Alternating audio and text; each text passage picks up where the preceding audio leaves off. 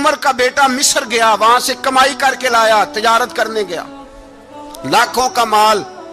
کون سا باپ ہے دنیا میں جس کا بیٹا باہر سے پیسے لے کے آئے تو ابا تفصیل پوچھے کہ بیٹا کہاں سے کمائے, کہاں سے لایا, کتنے ملے, کیوں آئے؟ کون سا باپ تفصیل پوچھتا ہے؟ ابا تو کہتا ہے لا صحیح, اور تعریفیں کرتا ہے میرا بیٹا بڑی کمائی کرتا ہے. کبھی پوچھا ہے اس سے کہ ڈیوٹی صحیح دیتا ہے کہ نہیں؟ کبھی پوچھا ہے کہ تو ایمانداری کی روزی لاتا ہے کہ حرام کی کماتا ہے؟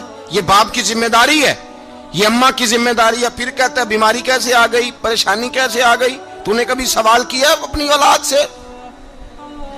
حضرت عمر فاروق رضی اللہ تعالیٰ عنہ کا بیٹا مصر سے پیسے کما کے لایا تو جناب عمر نے بلایا, فرمایا بیٹے اتنی تو تیرے پاس راس ہی نہیں تھی, تھوڑے سے تو پیسے لے کے گیا تھا, اتنی کمائی کیسے ہو گئی؟ اتنے تو پیسے نہیں تھے صاحب, کہاں سے کمائی لائے؟ اس نے کہا ابا جی وہ جو میرے چچا ہے نا مصر کے گورنر, آپ کے دوست, انہوں نے میری مدد کی ہے. فرمایا جتنے لوگ گئے تھے سب کی ہے مدد اس نے؟ کہا نہیں صرف میری کی. فرمایا تیری کیوں کی؟ تیری کیوں کی؟ کہا حضور آپ کے دوست ہیں. فرمایا چپ کر, حضور انہوں نے مجھے اتنے پیسے دیے, میں نے کاروبار میں ڈالے تو نفع آیا تو میں ان کی رقم دے کے. فرمایا خاموش ہو جا, باقی جتنے لوگ گئے تھے سب کی مدد کی اس نے؟ کہا نہیں حضور صرف میری کی. فرمایا اس نے تیری مدد نہیں کی, اس نے خلیفہ کے بیٹے کی مدد کی, اس لیے کہ وہ خلیفہ کو اپنے حق میں نرم کر سکے. فرمایا آدھا مال تیرا ہے, آدھا مال غنیمت کا ہے, مال خزانہ کا ہے, مسلمانوں کا ہے, اس لیے کہ تو جو وہاں سے مال کما کے لایا ہے وہ اپنے باپ کے خلیفہ ہونے کی وجہ سے کما کے لایا ہے, لہذا رکھ ادھر. یہاں کہتے ہیں کدھر سے آیا, کیسے آیا, کون سا حساب دیں, کیا کریں؟ او بھائی حضرت عمر رضی اللہ تعالیٰ عنہ کا اپنی اولاد کے بارے میں یہ رنگ ہے. ایک جنگ سے نا خوشبو آئی, خوشبو بڑی مہنگی ہوتی تھی, عرب میں خوشبو آج بھی بڑی مہنگی ہے, وہ زیادہ استعمال کرتے ہیں. میری باتوں کی سمجھ آ رہی ہے میرے بھائیوں؟ بڑی مہنگی خوشبو تھی.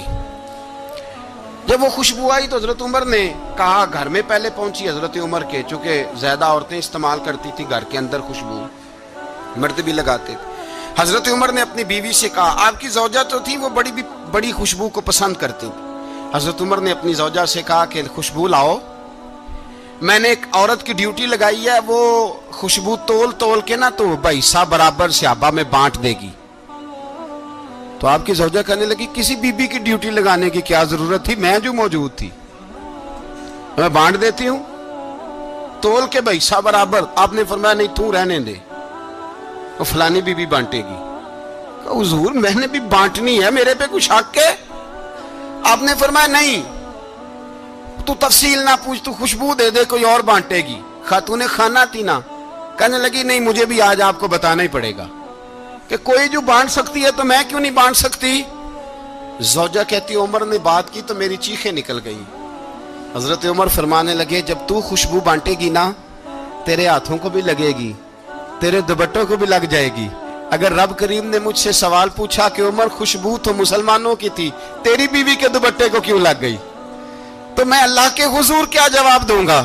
اگر اللہ نے یہ سوال کیا کہ تیری بیوی نے کیوں لگائی, وہ تو حصہ تھا مسلمانوں کا, تو نے تیری بیوی نے کیوں لگائی؟ تو فرمایا میں نہیں چاہتا کہ اللہ کے حضور مجھے اور تجھے باز پرس ہو, لہذا کسی اور کو بانٹنے دے. زوجہ روئی اور تڑپ کے کہنے لگی عمر مجھے لگتا ہے صبح قیامت بھی تیری بیوی ہونے کی وجہ سے اللہ مجھے جنت عطا فرما دے گا, تیری زوجہ ہونے کی برکت سے. بھائی یہ معیار رکھا, خدا کی قسم ایسا شخص تاریخ میں دوبارہ نہیں آیا. اتنا بڑا آدمی, اتنا بڑا شخص, اتنا بڑا آدمی, اور پھر رنگ یہ ہے کہ عمر 22 لاکھ مربع میل کا حکمران, 22 لاکھ, اور کھجور کے درخت کے نیچے مٹی کا ڈھیلا لے کے سو گئے ہیں, پرواہ کوئی نہیں, کوئی مسئلہ ہی نہیں. 2 غلام ساتھ بیٹھے تو ایک روٹی حضرت عمر نے گھر سے منگوائی, تھوڑا سا سرکہ, تو غلام کہنے لگے ہم نے بھی کھانی ہے. فرمایا کوئی حرج نہیں, روٹی کو پیٹ بھر کے کھانا ضروری تو نہیں, 3 حصوں میں بانٹ لیتے. ایک آدمی آیا ہوا تھا مصر کا رہنے والا ملنے کے لیے, اس نے پوچھا عمر کدھر ہے, تو کہا وہ ادھر جاؤ مسجد میں بیٹھے ہوں گے. اور واپس آیا تو کہنے لگا وہاں تو 3 غلام بیٹھے ہیں, ایک روٹی بانٹ کے کھا رہے ہیں, لگتا ہے کئی دنوں سے روٹی نہیں ملی.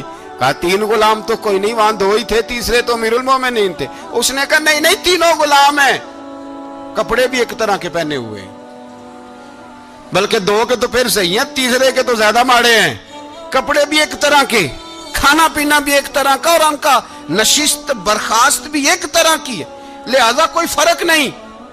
حضرت ابو ہریرہ کہتے ہیں میں لے کے آیا، اور جناب عمر کو جب میں نے کچی زمین میں تامت سمیٹ بیٹھے دیکھا تو میں رو پڑا۔ میں نے اس مصر سے آنے والے کو کہا تو اس کے جلوے دیکھ، اگر اس کی ذات میں اتنا حسن ہے تو محمد عربی کا مقام کیا ہوگا؟ یہ مقام غور ہے، مقام غور۔ 10 محرم کو لوگ دیگے پکائیں گے نا؟ نہیں پکانی ہے؟ کوئی بول دے نہیں، ہاں نہ نہیں کر دے، پروگرام بدلیا تو نہیں دی عید کی کہ وہی کام شروع ہوا ہے لاسٹ ٹائٹ ہونے والا؟ کیوں جی پکنی ہے نا دیکھیں 10 محرم کو انشاءاللہ تعالی، ہم بھی پکائیں گے انشاءاللہ، یہاں بھی پروگرام ہوگا۔ تو 10 محرم کو جو دیگ پکنی ہے تو ایسا نہیں ہو سکتا کہ 1 محرم کو حضرت عمر کے نام کی بھی کوئی پک جائے۔ اگر امام حسن حسین کے نام کی دیگیں پکے تو جو امام حسن حسین سے پیار کرنے والے ہیں، جو امام حسن حسین سے، ہم لوگوں نے بھی عجیب رٹا اپنایا ہے نا، ہم لوگ بات کا ایک پہلو دیکھتے ہیں دوسرا نہیں دیکھتے۔ حضرت امام حسن اور حسین کو بھی نبی پاک نے شہید کہا، اور جناب عمر کو بھی رسول اللہ نے خود شہید فرمایا، فرمایا شہید ہے، خود فرمایا اپنی زبان سے کہ یہ شہید ہے، خود میرا عمر شہید ہے۔ تو ان کے نام کی دیگ نہیں پکنی چاہیے، اس طرف نہیں ہماری توجہ ہونی چاہیے۔ اور اہل بیت نبو، یہ بات میں پہلے بھی کرتا ہوں، آج پھر کرنا ضروری سمجھتا ہوں، اہل بیت کا پیار، سن لو کان کھول کے، اہل بیت کا پیار اگر ہمیں کسی نے سکھایا ہے تو سیدنا عمر فاروق نے سکھایا ہے۔ اہل بیت نبوت کی محبت اگر کسی نے سکھائی ہے تو کس نے سکھائی ہے؟ بول کے بتائیے، حضرت عمر نے۔ اہل بیت کا پیار ہمیں حضرت عمر نے بول کر کے سکھایا ہے۔ بھائی یاد رکھیں، کسی کی طاقت نہیں تھی دم مارنے کی حضرت عمر کے سامنے، طاقت ہی نہیں تھی، کیسر و کسرا کانپ جاتے تھے، جرأت ہی نہیں کرتے تھے حضرت۔ اور ہمارے تو تعلقات بڑے ہیں نا غیروں سے۔ حضرت ابو موسیٰ اشعری رضی اللہ تعالیٰ عنہ فرماتے ہیں میرا منشی سائی تھا، وہ کاتب کہتے تھے وہ لوگ، میرا حساب کتاب عیسائی تھا۔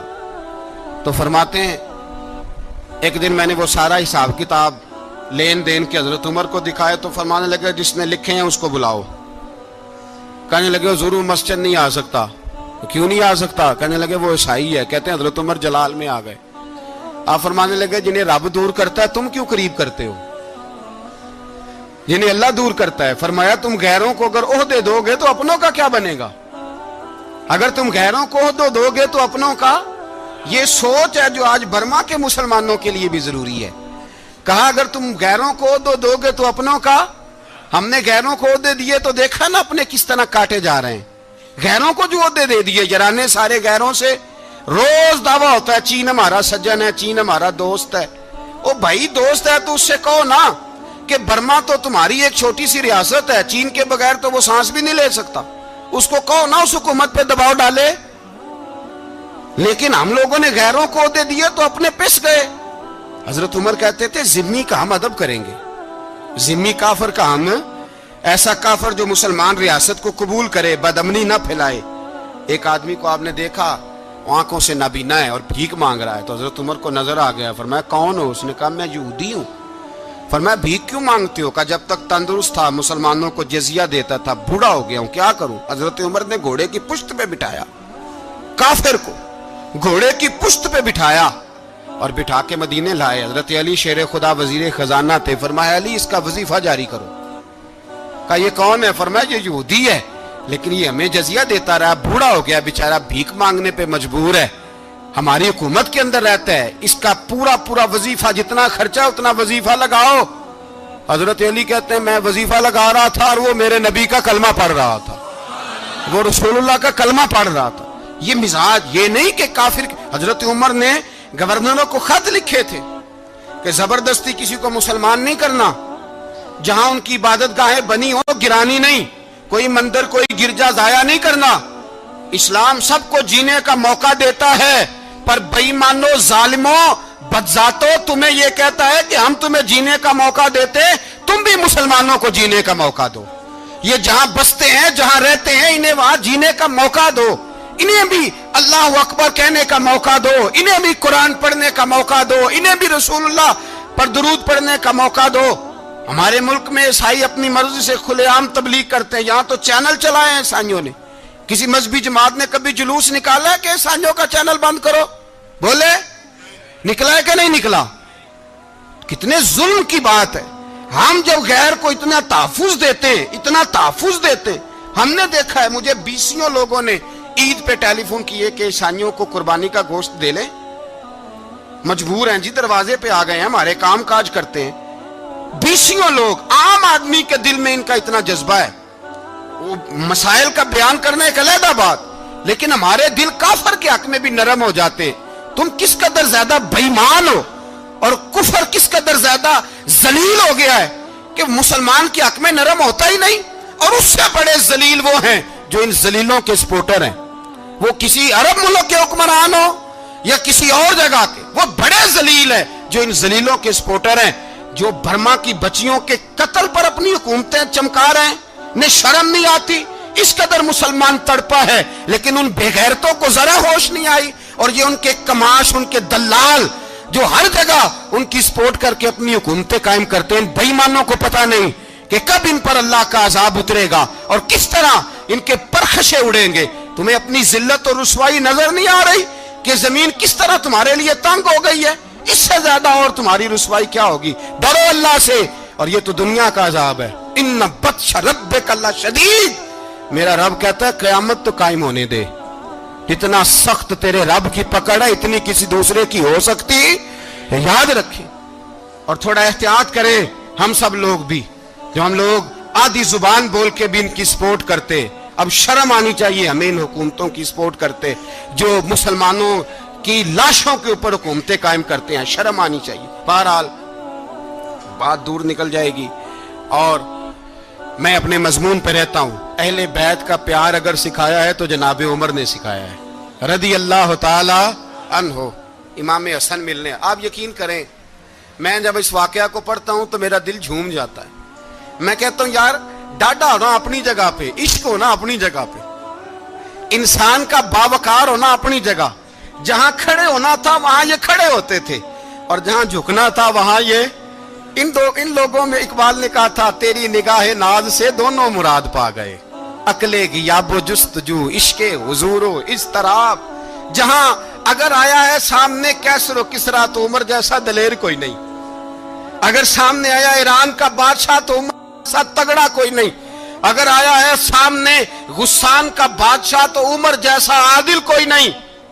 لیکن اگر علی کا بیٹا آیا ہے, اگر فاطمہ کے لال پارے آئے ہیں تو پھر فاروق اعظم سے جیسا محب کوئی نہیں, پھر ان سے جیسا پیار کرنے والا کوئی نہیں. اندر بیٹھے ہیں جناب عمر, اندر تنہائی میں کچھ وزیروں سے گفتگو ہو رہی ہے, میٹنگیں جاری ہیں. آپ کے بیٹے ملنے آئے جناب عبداللہ ابن عمر. ابا جی ملنا ہے. بات ٹھہرو, بات کر رہا ہوں, کوئی نہ اندر آئے. صاحبزادہ باہر کھڑا ہے. تھوڑی دیر گزری تو امام حسن بھی آ گئے. کون آئے؟ آپ کو جو ملے گا امام صاحب کا نام لینے سے, وہ سردار ہیں جنتیوں. کون آئے؟ سارے بولیے.